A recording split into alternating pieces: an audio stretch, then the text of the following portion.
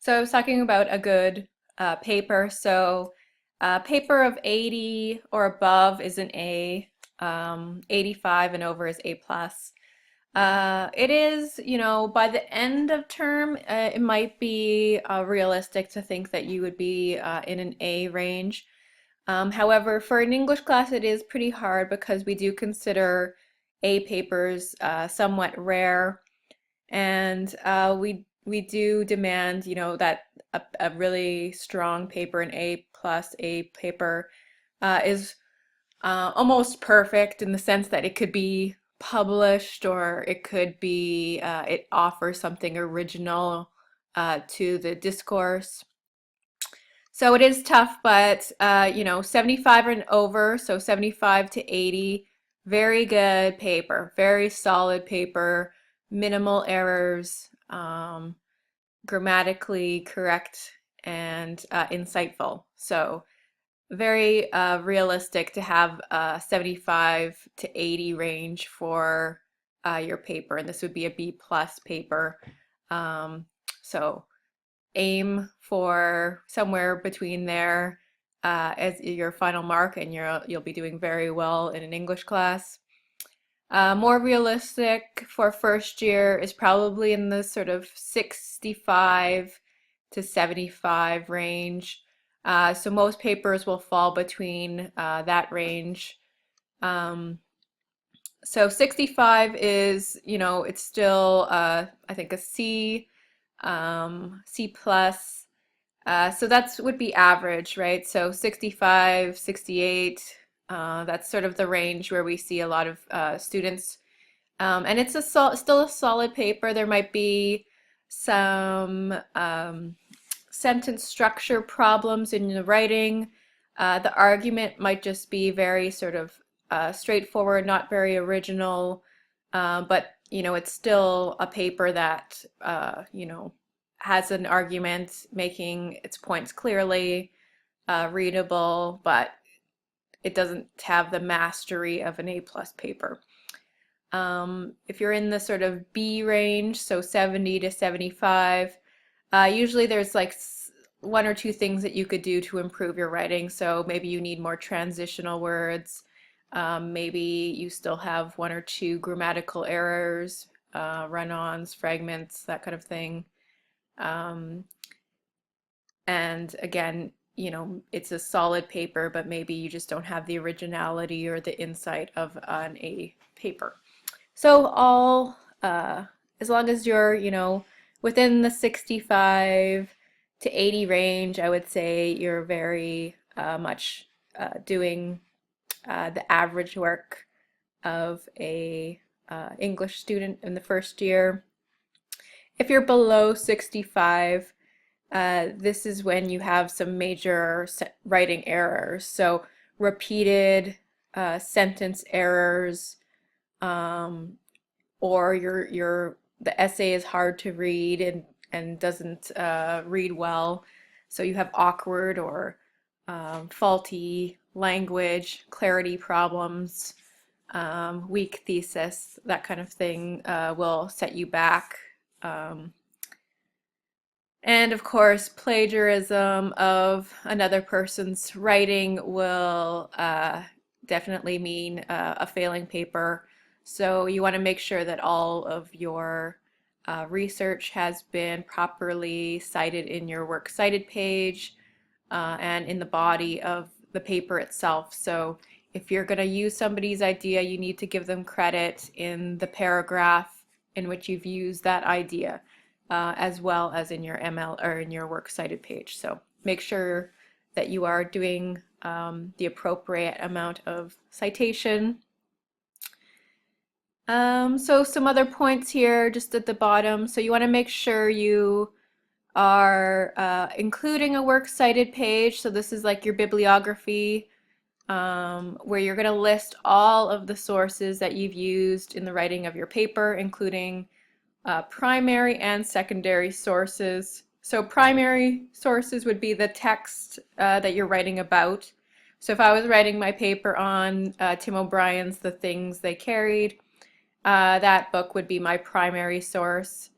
Any secondary sources would be any, essays that I read that I wanted to use in my paper and cite them as critics, or if I read an online, blog article, or I went to a website like, um, uh, you know, papersaver.com. I don't know what they're called.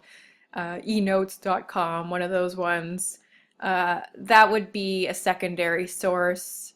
So I would have to make sure that anything I read would also be listed in my works cited and in the body paragraphs of my paper. So I'm going to include, if I'm researching, it has to be in my works cited.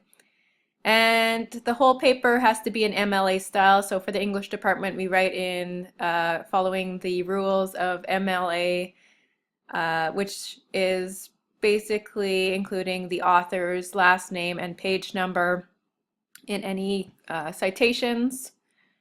And then you can read here the notes about citations. The first time you use the author's name, use their full name, so first and last name. And then every other mention of the author, you can just use their last name. So rather than saying, if I'm talking about Tim O'Brien's, the things they carried, I wouldn't call him Tim. Tim writes that. It's too informal. So I would say O'Brien's essay, or O'Brien's short story, and talk about him from a more formal way. And here, the second point, the first citation should include the author's last name and page number, but subsequent citations only need the page number if a single author is used throughout. If using more than one source, add author's last name and page number of the source. So that's for all your quotations. So the very first quotation that you would include should have the author's last name and page number. But if you're just using the same book throughout, and it's clear where it's coming from, then you can just use the page number after your quotation. And then the last point here, number 3, longer works, including novels and dramatic plays, should be italicized if using a word processor, or underlined if writing the essay by hand. Shorter works, including poetry, essays, and articles found online, should be placed in quotation marks. Okay, so if you have any questions when you're writing your paper, feel free to ask, but use this editing checklist as a way to edit your own work, revise, and make sure you are properly documenting any primary and secondary sources in your paper. So lastly, we can just take a brief look at the rubric that I use for marking papers. So I want to make sure we, just to explain to you guys how I come up with my marking, the final grade.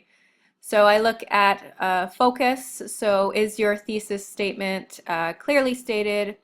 Is it arguable, original, and sufficiently limited in scope?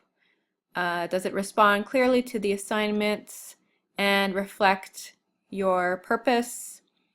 The essay should maintain the focus solidly throughout and establish clearly articulated points in support. So that's one part of my assessment, is to look specifically at your thesis statement. So how does it, is it narrow enough? Is it limited in scope? Is it debatable and offer something original? Are your main points clearly stated? All that kind of stuff. Development. So the essay provides thorough and logical development of its argumentative points using relevant examples, evidence, and explanations. The ideas are rhetorically sound, and the essay thoughtfully uses critical thinking to expand ideas. Secondary sources were used effectively, and all citations were properly integrated and cited. Okay, so this is how you develop your paragraphs, how you use evidence from the text. If you're going to use secondary sources, are they used effectively?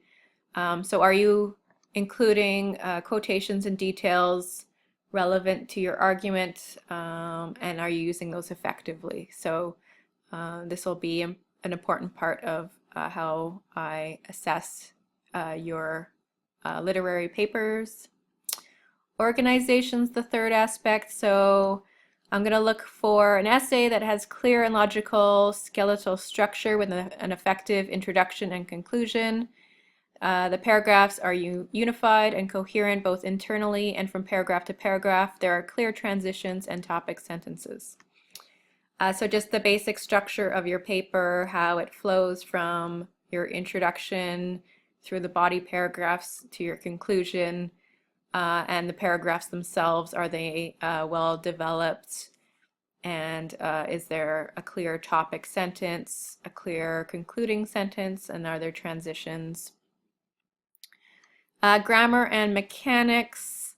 So to get an excellent, you would have to have a paper that is free of major and minor grammatical errors. You would also need a properly cited, work-cited page that is conforming to MLA style. And audience, tone, and style. So final thing that I look for in a good paper. So the sentences produced, an essay which is clear, fluent, and graceful. The writer deploys a variety of sentence structures and employs a style and tone appropriate to the audience and purpose. Okay, so you're using, your language is quite sophisticated, fluent, graceful, you have a nice flow, your sentence structures are varied and interesting, and the style and tone is appropriate and concerning, the academic level and audience and to who you're writing to. Very poor, so you'll notice this would be an essay that lacks a strong thesis and has not enough focus, so no focus. Poor, failing for development would be poorly developed, no development of the ideas, developed with irrelevance. If you didn't properly cite your secondary sources, you would also be sort of failing for plagiarism. Organization, so the organization is random or non-existent. Yeah, so you would be, your paragraphs, there's no logic, you're just writing. There's not a structured sequence for your argument or your paragraphs. Grammar and mechanics. The sentences contain a large number of serious problems with grammar, syntax, diction, punctuation, and spelling that make the essay incomprehensible. No works cited page is included. Yeah, so if you're writing, if I can't understand what you're trying to say, it's, unreadable paper. This is where grammar and mechanics make a big difference. And if you don't have a works cited page, you're going to definitely get marks taken off, if not worse. So make sure you do that. And then audience, tone, and style. So sentences are wholly unclear and incomprehensible. Word choice, style, and tone show no awareness of audience and purpose and might be offensive. So yeah, again, clarity is not there if you're failing, and inappropriate language. So are you being offensive in what you're saying? Is it inappropriate? And have you, you're lacking purpose and clarity in your writing style.